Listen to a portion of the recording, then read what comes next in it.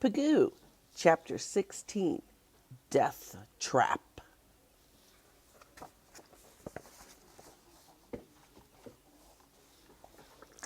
One afternoon, Pagoo felt restless and unusually hungry. Was the sea soup a bit weaker this day? Were plain vegetables growing tiresome? He simply wanted a steak, that was it. For a long time now, the little fish had not delivered meat to be shredded. Pagoo could not even remember their last feast together.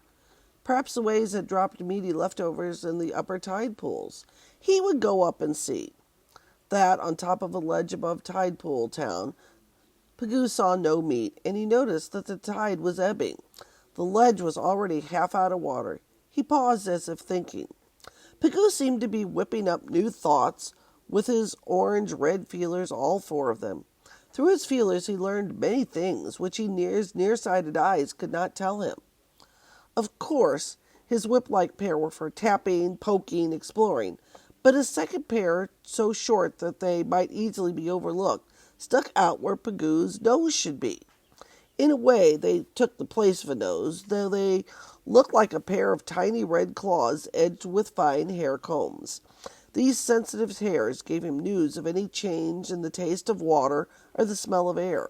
Tide in, tide out, Pagoo was forever testing ocean water. By now he was an expert at testing air. Under the midday sun of summer, his feelers had found dry air alarmingly hot and warned him to duck under in a hurry. At night, or on a cool, sunless day, such as this, open air was not bad for a few minutes if he kept his gills wet. Raw air gave Pagoo a strange feeling, such as you might have after holding your breath too long while diving. But now, half out of the water, his short feelers shouted, this air was different. It was not dry or hot, and it held a strange but pleasant dampness. It hinted at something big about to happen. Pagoo snapped back into his shell as dark, swift forms flew low above Tide Pool Town. Perhaps he remembered a dizzy flight and narrow escape from the gull monster who had scooped up traveling towers. But these birds were wild geese, not hermit-hungry gulls. The long V of the flock waved against the gray sky and was gone. Pagoo's four feelers went back to batting again, just testing. Pagoo slashed across the watery ledge towards a small pool worn into the flat rock. He wanted deeper water, so he walked to the pool's rim and looked down.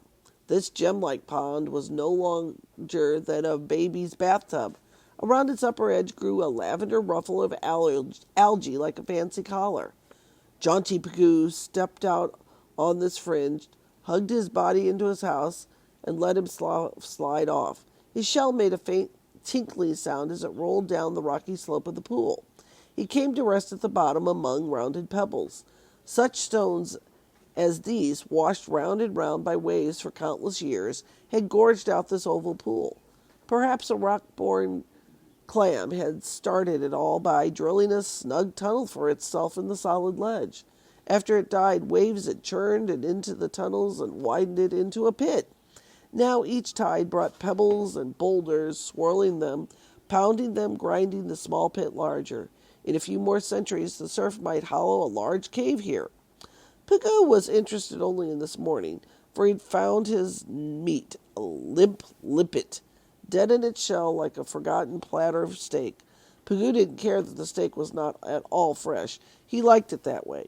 Holding the dish with his big round mitten, he plucked out bite-sized pieces of what's left, beginning around the edges. While Pagoo ate, he saw odd happenings about him.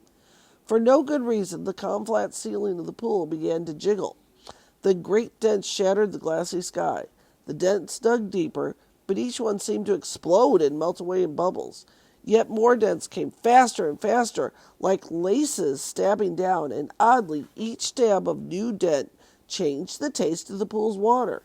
As Pagoo's short feelers soon found out, what was this anyway?